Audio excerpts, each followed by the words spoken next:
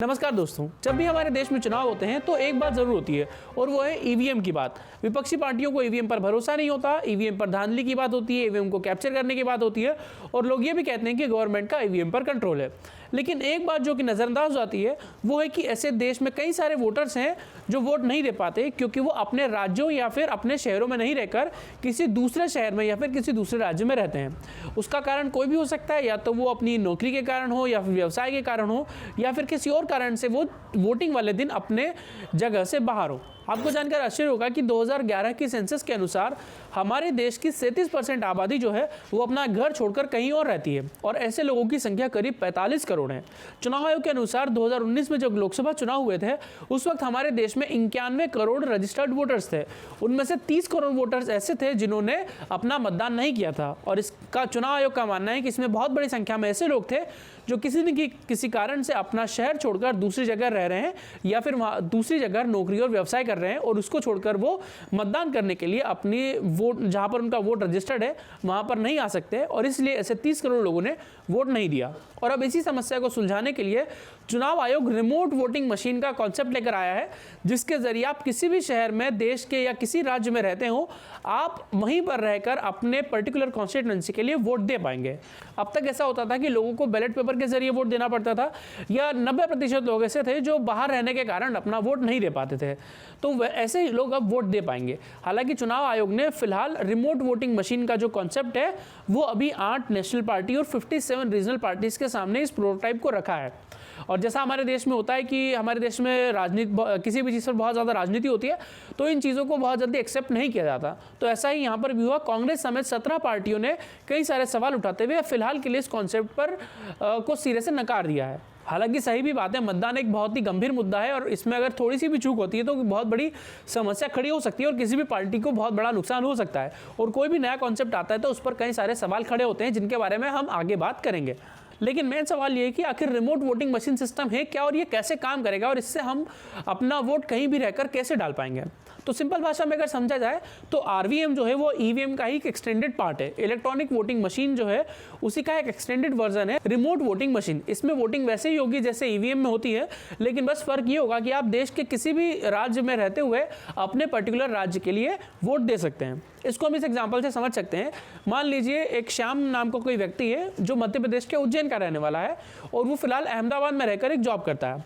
अब जब विधानसभा चुनाव मध्य प्रदेश में है तो उसके पास इतना समय नहीं है कि वो केवल वोट डालने के लिए मध्य प्रदेश के उज्जैन जाए और वहाँ पर जाकर वोट डाल कर आए, क्योंकि ऐसे में उसको अपनी कंपनी से छुट्टी लेनी पड़ेगी और उसके लिए उसके 2 से 3 दिन बर्बाद होंगे। तो ऐसे में वो व्यक्ति अहमदाबाद में रहते हुए ही अपना वोट डाल सकता है। इसके लिए उसे ऑनलाइन या ऑफलाइन रजिस्ट्रेशन कराना होगा, जो भी चुनाव आयोग सिस्टम बनाएगा उस पर जाकर, और उसे बताना होगा कि वो मध्य प्रदेश का उज्जैन का रहने वाला है और उसको अहमदाबाद में रहते हुए वोट डालना है। उसके बाद चुनाव आयोग वहाँ पर एक अपनी वोटिंग यूनिट बनाएगा और वो व्यक्ति वहाँ पर जाकर वोट दे पाएगा। और इस रिमोट वोटिंग मशीन का फायदा ये भी होगा कि इसमें एक ही समय में एक ही मशीन में करीब 72 सीटों के लिए एक साथ मतदान किया जा सकता है। इस सिस्टम के लिए कुछ इस तरह की यूनिट लगेगी जिसमें remote control unit, remote voting machine, remote VVPAT, इस तरह की सारी चीजें होंगी।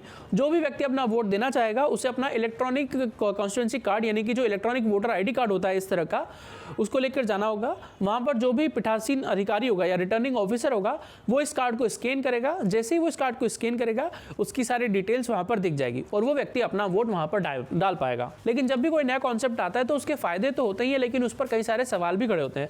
तो ये जो रिमोट वोटिंग मशीन है इसके भी कुछ फायदे और कुछ सवाल इस पर अभी भी हैं जिनके बारे में भी यहाँ पर बात करना जरूरी है। तो इसका सबसे पहला फायदा तो उन लोगों को ही होगा जो लोग अपनी नौकरी या फिर अपने बिजनेस के लिए अपने शहर से, अपनी लोकसभा क्षेत्र से बाहर रहते हैं या राज्य से बाहर रहते हैं, वो लोग वहीं रहकर अपना मतदान कर पाएंगे और उनके वोट का नुकसान नहीं होगा। और पॉलिटिकल पार्टीज के लिए भी वोट परसेंटेज जो है, वोट काउंट एक बहुत बड़ा इंपॉर्टेंट फैक्टर है।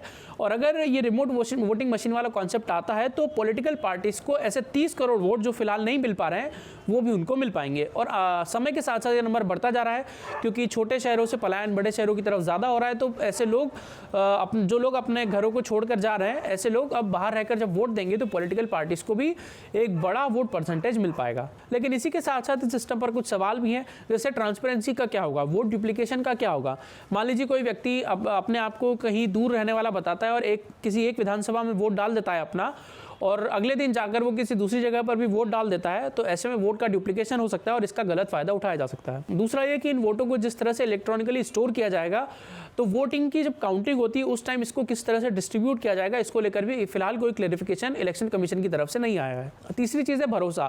फिलहाल जो ईवीएम मशीन है उस पर ही इतने सालों में हमारे देश की पॉलिटिकल पार्टीज को भरोसा नहीं हुआ है। हालांकि भरोसा तो है, क्योंकि वो जब जीतते हैं तब तो उनको भरोसा होता है, लेकिन जब वो हारते हैं तो इस पर भरोसा नहीं करते हैं। तो ऐसे में वो इस पर कितना भरोसा करेंगे या नहीं करेंगे, ये भी आने वाले वक्त में पता चलेगा। और एक चीज़ बड़ी बात ये भी है कि मान लीजिए किसी एक छोटी सी विधानसभा में कोई बाई इलेक्शन है, तो इसके लिए क्या पूरे देश भर में इस तरह के वोटिंग सेंटर्स बनाए जाएंगे, या फिर किसी एक राज्य की वोटिंग के लिए देश भर के बड़े बड़े शहरों में इस तरह के वोटिंग सेंटर्स बनाए जाएंगे, या छोटे शहरों में वोटिंग सेंटर्स बनाए जाएंगे, या इसका पूरा मैनेजमेंट किस तरह से होगा, ये एक बड़ा सवाल रहेगा। तो एक बहुत ही अच्छा कॉन्सेप्ट है जिसको चुनाव आयोग लाया है। अगर इसको लागू कर पाता है तो ये एक अच्छी बात होगी कि ऐसे बहुत सारे प्रवासी मजदूर या प्रवासी नौकरी पेशा लोग, बिजनेसमैन जो फिलहाल अपना वोट नहीं दे पाते, वो अपना वोट अब दे पाएंगे। इससे पॉलिटिकल पार्टीज को भी फायदा होगा और लोगों को भी फायदा होगा कि वो अपने वोट का इस्तेमाल कर पाएंगे। इसमें कुछ सवाल भी थे जिनके बारे में मैंने जिक्र किया। अगर आपको भी लगता है इस पर कुछ सवाल जो उठ सकते हैं, वो मुझे कमेंट बॉक्स में कमेंट करके बताइएगा। अगर वीडियो अच्छा लगा तो लाइक जरूर कीजिएगा और चैनल को सब्सक्राइब कर लीजिएगा, क्योंकि अमूमन इसी तरह के एक्सप्लेनर वीडियोज़ मैं आपके लिए बनाता रहता हूँ। तो चलिए मिलते हैं अगले वीडियो में, तब तक के लिए धन्यवाद, नमस्कार, जय हिंद।